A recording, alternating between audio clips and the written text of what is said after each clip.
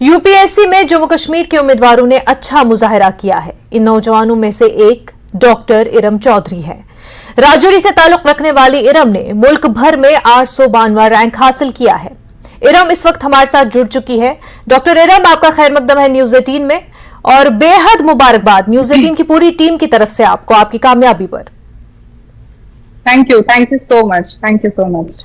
इरम, आपकी जर्नी के बारे में जानना चाहेंगे। एक तो ये कि एम्बिशन रहता है स्टूडेंट्स का कि हम सिविल सर्विसेज एक दिन क्रैक कर पाए, लेकिन क्या ऐसा मोटिवेशन था जिसने आपको एक ड्राइविंग फोर्स बना सिविल सर्विस में, न सिर्फ कामयाबी हासिल करने के लिए बल्कि शानदार कामयाबी, इतना अच्छा रैंक हासिल करने के लिए?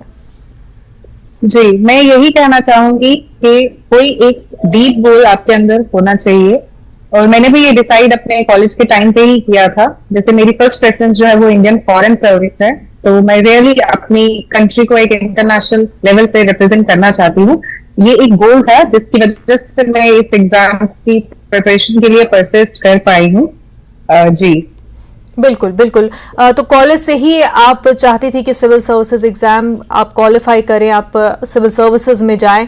साथ ही ये जानेंगे कि एक जो अर्ज होता है कि हमारा ये मकसद है, वो मोटो आपकी लाइफ में क्या है? जी, जैसा मैंने आपको बताया कि मेरा first preference Indian foreign service है, तो मुझे बहुत इंटरेस्ट था इंटरनेशनल रिलेशन में। और जैसे हम जम्मू कश्मीर से आते हैं, मैं एक बॉर्डर डिस्ट्रिक्ट से भी आती हूँ, मैं इस चीज की इम्पोर्टेंस अच्छे से जानती हूँ कि कंट्रीज के बीच में रिलेशन अच्छा होना कितना इम्पोर्टेंट है। तो मेरा स्टार्टिंग से ही जो रुझाव था वो इंडियन फॉरेन सर्विस की तरफ था और उसी के लिए मैंने अब तक काम किया और फाइनली अब लिस्ट में अपना नाम देख के बहुत खुशी हुई मुझे। बिल्कुल, और पूरे मुल्क को बहुत खुशी हो रही है, खासतौर से जम्मू कश्मीर को, आपके अहले खाना को बहुत ही प्राउड फील हो रहा होगा आप पे। बहुत सारे स्टूडेंट्स आपको अभी देख रहे हैं, आपको सुन रहे हैं। क्या कहेंगे आप उनको कि किस तरह से प्रिपेयर करना चाहिए इन एग्जाम्स के लिए? How all they should prepare?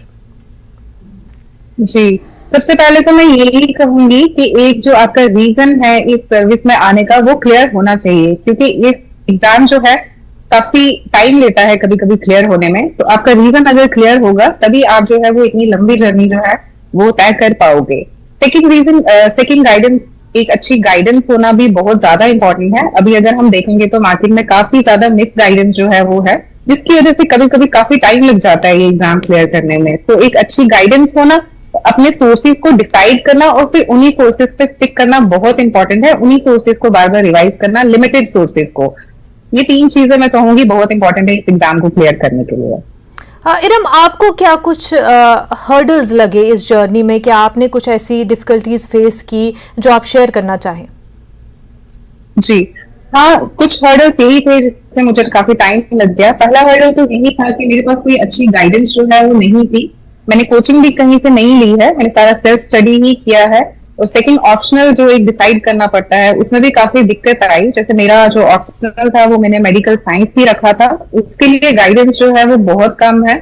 उसके लिए आपको कहीं कोचिंग नहीं मिलती है, आपको कहीं टेस्ट सीरीज नहीं मिलती है। तो मुझे सबसे ज्यादा जो प्रॉब्लम आई थी, मुझे अपना ऑप्शनल जो है उसको कवर करने में ही आई थी। बिल्कुल। तो जो आपको सुन पा रहे हैं वो ये भी जान पा रहे हैं कि कोचिंग कहीं ना कहीं पे जरूरत पड़ सकती है, बट एक सेल्फ स्टडी अगर प्रॉपर तरीके से और वक्त रहते की जाए तो वो कामयाबी की तरफ ले जा सकती है। लेकिन साथ ही इरम, हम देखते हैं कि जिस तरह से स्टूडेंट्स बिल्कुल ही, क्योंकि कितनी सारी उम्मीदें वाबस्ता होती है इस एग्जाम से, तो अपना पूरा जो एक लाइफ का पर्पस बना लिया होता है इस एग्जाम को, फिर अगर कोई कामयाब नहीं हो पाता तो वो इतने मायूस हो जाते हैं। हमने कई देखे, कई ऐसे केसेस, कुछ स्टूडेंट इतने मायूस हो जाते हैं कि सुसाइड भी अटेम्प्ट कर लेते हैं। उनके लिए क्या कहेंगे? जी हाँ, मैं इस चीज से अच्छे से वाबस्ता हूँ कि हाँ, बहुत सारे लोग इस एग्जाम को अपनी लाइफ बना लेते हैं। ऐसा नहीं करना चाहिए। हमेशा से जब आप एग्जाम के लिए प्रिपेयर करना स्टार्ट करें तो एक चीज दिमाग में रखनी चाहिए कि यूपीएससी का एग्जाम बहुत ही अनप्रेडिक्टेबल एग्जाम है। ऐसा हो सकता है कि आप अपना 100% दें फिर भी आपका ये एग्जाम क्लियर ना हो।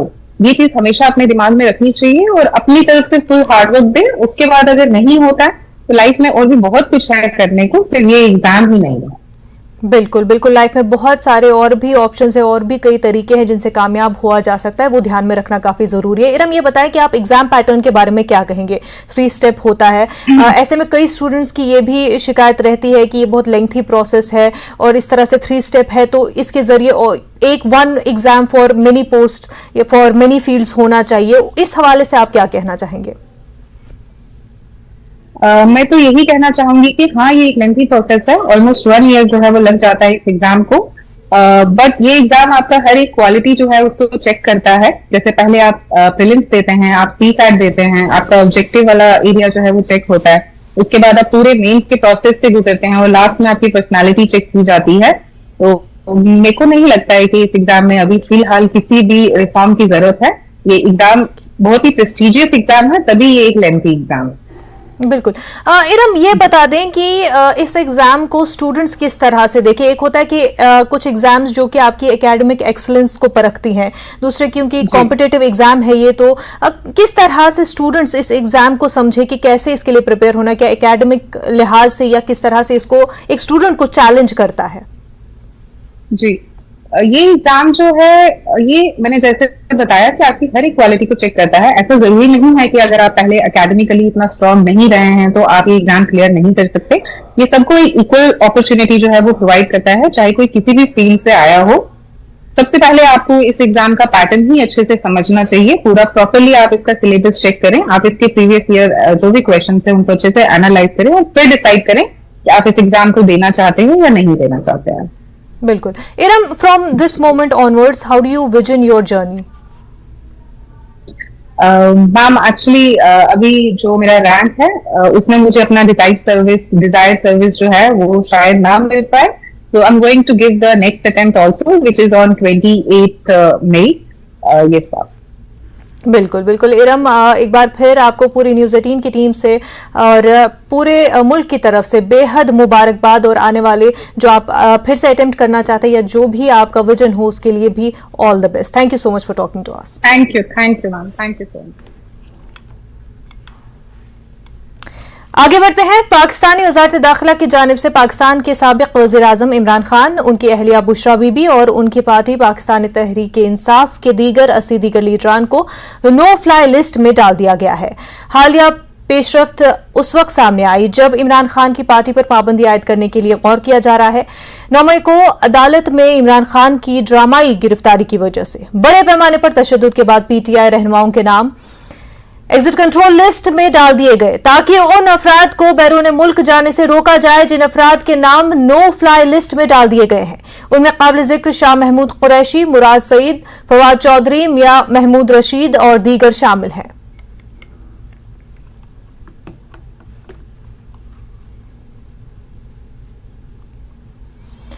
DPAP के चेयरमैन गुलाम नबी आजाद ने कहा कि राजौरी जिले में पिछले 2-3 सालों से दहशतगर्दी के जो वाकयात हो रहे हैं वो तशवीशनाक हैं। उन्होंने कहा कि लोगों में खौफ व हिरास पाया जाता है क्योंकि ढांगरी कत्ल वाकये के दहशतगर्दों का अब तक सुराग नहीं लगाया जा सका।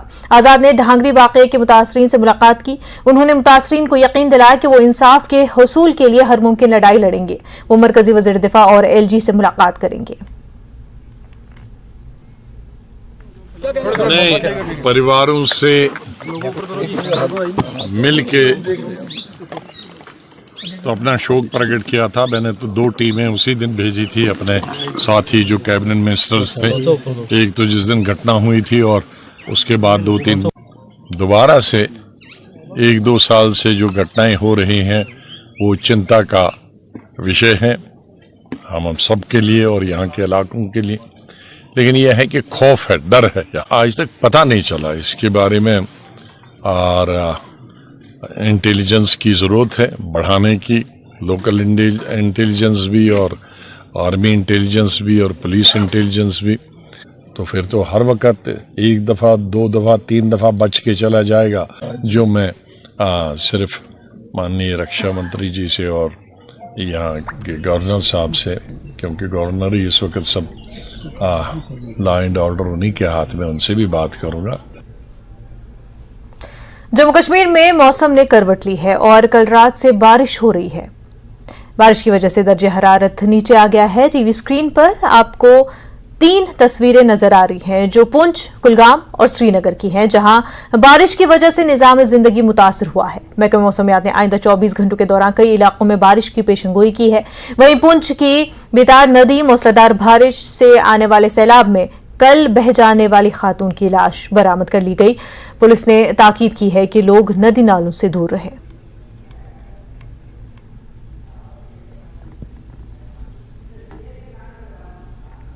जिला किश्तवाड़ के बालना जंगलात में कल रात आरजी खेमे पर एक दरख्त के गिरने से बकरवाल तबके के 4 अफराद हलाक हो गए। बताया जा रहा है कि आधी रात के करीब इलाके में तेज हवाओं और तेज बारिश के दरमियान दरख्त गिर गया।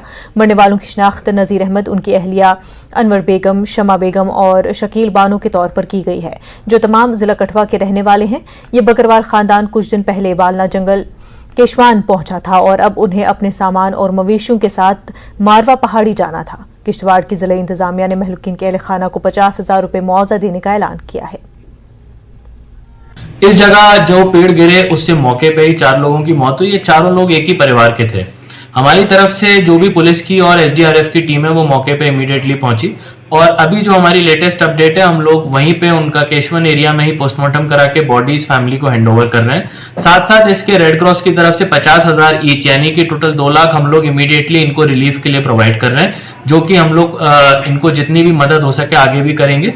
इसमें मैं यही गुजारिश करूंगा सभी लोगों से कि ये जो मौसम अभी खराब हो रहा है, इसमें बाहर कम से कम निकलें और हमारे जहां भी नोमैडिक कम्युनिटीज जा रहे हैं, हम लोग अपने लंबरदार चौकीदार को डायरेक्ट कर रहे हैं कि वहां पे इंश्योर करें कि जो भी लोकेशंस जहां पे वो रुक रहे हैं वो सेफ लोकेशंस हो। बारामूला जिले के रफियाबाद इलाके में आज सहपहर शदीद ज़ालाबारी ने खड़ी फसलों और सेबों को नुकसान पहुंचाया।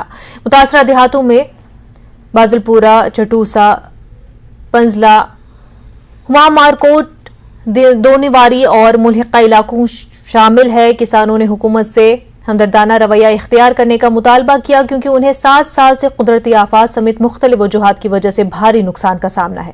कांग्रेस लीडर अल्ताफ मलिक ने मुतासरा किसानों को मुनासिब मुआवजा देने का मुतालबा किया है और महकमे बागबानी पर जोर दिया है कि वो जल्द ही नुकसानात का अजाला करें। रफियाबाद के मेरे इलाका बालाई इलाका में जालाबारी ने शदीद नुकसान पहुंचाया। जो लदू लडोरा का इलाका है, बलहमा है, शुतलू है, नाड़ीबल है, इसी तरह से और भी बालाई इलाके हैं जिनको शदीद जालाबारी से करोड़ों का नुकसान पहुंचा है। खड़ी फसलों को, इसी तरह से दां की पनीरी को, मेवा को करोड़ों का नुकसान पहुंचाया है। ये पहली दफा रफियाबाद में जालाबारी नहीं हुई है। पिछले कई सालों से अगर आप देखेंगे तो लगातार जालाबारी से यहाँ के मेवा सनत के साथ जो लोग वाबस्ता है, फ्रूट ग्रोवर्स है, उनको करोड़ों का नुकसान पहुंचा है मौसमी खराबी की वजह से, जालाबारी से। इसी तरह से और भी जो मौसमी आफात आती है उनसे उनको नुकसान पहुंचा है। श्रीनगर के डाउनटाउन में मुसाफिर और मकामी लोग और ताजिर पार्किंग स्लॉट न होने की वजह से अपनी गाड़ियां सड़कों पर खड़ी करने पर मजबूर है, जिसके नतीजे में इलाके में ट्रैफिक जाम लग जाता है और मामूलात जिंदगी मुतासर हो रही है। महाराजगंज, नौहटा, आली कदल, बोहरी कदल, जैना कदल, राजौरी कदल और गोजवारा समेत डाउनटाउन इलाकों के मकीनों ने बताया कि पार्किंग की जगहों की कमी से उनकी रोजमर्रा की जिंदगी मुतासर हो रही है। ताजरों का कहना है कि ट्रैफिक की वजह से उनका कारोबार भी मुतासर हो रहा है। इलाके के लोगों ने पार्किंग का मुनासिब नज्म करने की मांग की है। शहरी खास का ये एक एरिया है, खाया इलाका है, बहुत ही ऐसा एरिया है। पर्टिकुलरली यहाँ पे हॉस्पिटल खयाम जा रहा है, यहाँ से SMHS हॉस्पिटल नज़दीक है, गौसे हॉस्पिटल नज़दीक है, रैनावारी हॉस्पिटल नज़दीक है, हब है। लेकिन आप देखिए यहाँ पे पार्किंग का कोई भी सिस्टम अवेलेबल है नहीं। यहाँ पे हमारा कोई कस्टमर आता है दुकानदार के पास गाड़ी लेके, तो बेचारा वो परेशान हो जाता है, मैं गाड़ी तो रखूँ कहाँ। ऐसा सिस्टम बने कि लोग आए आराम से अपनी गाड़ियाँ रख पाएँ, ताकि वो आराम से खरीदो फरोख्त कर सकें। हम चाहते हैं कि यहाँ को कुछ गाड़ी के लिए कुछ अलग होना चाहिए, पार्किंग अलग होनी चाहिए। पार्किंग की बहुत प्रॉब्लम है, यहाँ 2 गाड़ियाँ आती है जाती है, लेकिन हमारे दुकानों पर खड़ा हो रही है वो, फिर हम उनको कह नहीं सकते आप उधर देखेंगे कहाँ। इसलिए हम गवर्नमेंट से गुजारिश करते हैं कि यहाँ की पार्किंग की सख्त ज़रूरत है हमें। बहुत दिक्कत आती है इसमें। वो बोलते हैं, हम टैक्स देते हैं, गाड़ी वाले बोलते हैं दुकान के सामने वो बैठ रहे हैं। हम चाहते हैं यहाँ पार्किंग होना चाहिए।